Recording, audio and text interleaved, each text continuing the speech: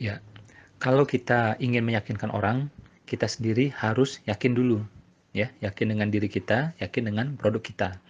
Nah, kalau kita ragu-ragu dan kita juga meragukan produk kita, ya itu akan muncul suatu vibrasi ya dan orang bisa merasakan.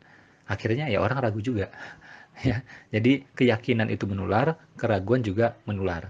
Makanya amat penting ya, yakin dulu di awal terhadap diri kita dan produk yang akan kita jual. Sehingga ketika ngomong kita akan pede. Itu satu hal. Kedua, ada lagi aspek yang namanya spiritual. Jadi misalnya kalau kita sudah doa dulu, sudah tahajud dulu, insya Allah kita akan lebih yakin ketika kita ngomong dengan seseorang. Nah, ini penting juga gitu. Ya, tidak bisa dinomorduakan. Dia jalannya bisa lebih dulu malah doa, ya. Atau minimal bareng lah gitu, doa dan ikhtiar, ya. Nah, kalau kita misalnya menawarkan kerjasama dengan orang gitu ya, persentase misalnya gitu ya. Nah, sebenarnya persentase antara pengelola dan pemodal itu tidak ada angka yang fix gitu loh. Ya, tidak ada angka yang fix, saling ridho aja satu sama lain. Di mana angka yang kalian saling ridho, ya, saling ridho, ya sudah mudah-mudahan Allah juga ridho di situ. Ya, jadi dibebaskan.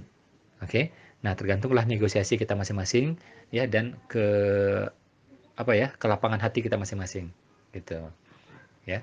Dan saran saya sih teman-teman kalau bisnis pertama ya, kalau bisnis pertama jangan pakai uang orang karena bisnis kalau awal-awal yaitu resiko gagalnya besar sekali.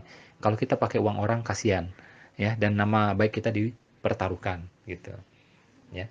Terus saran saya lagi ya bagi teman-teman yang baru memulai start gitu ya, benar-benar start gitu, itu mulai dari sesuatu yang terjangkau dulu. Misalnya gini, ya, kita suka bisnis kafe misalnya, kita suka bisnis restoran misalnya, tapi misalnya belum bisa gitu. Kemungkinan yang ada adalah misalnya jual mukena, ya udah jual mukena dulu.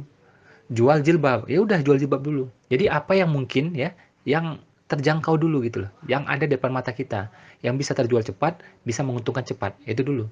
Karena begitu kita punya uang di tangan, kita bisa mewujudkan bisnis ideal menurut kita.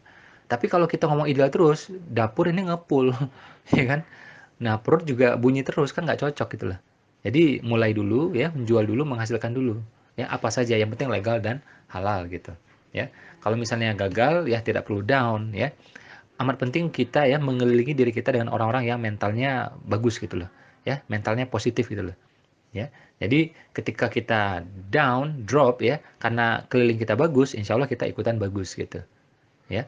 Nah, makanya saya bilang berkumpullah dengan pengusaha atau calon pengusaha ya. Minimal dengan orang-orang yang positif gitu loh. Kita yang membentuk lingkungan kita. Kalau belum ada ya kita yang mulai. Kita yang mulai. Ya, karena kalau kita berpikir positif, kita akan mengumpulkan juga orang-orang yang positif gitu loh. Tapi pengalaman saya udah keliling Indonesia 34 provinsi, itu orang-orang positif, orang-orang bermental pengusaha, bermental entrepreneur sejati, itu ada, alhamdulillah. Di mana-mana ada.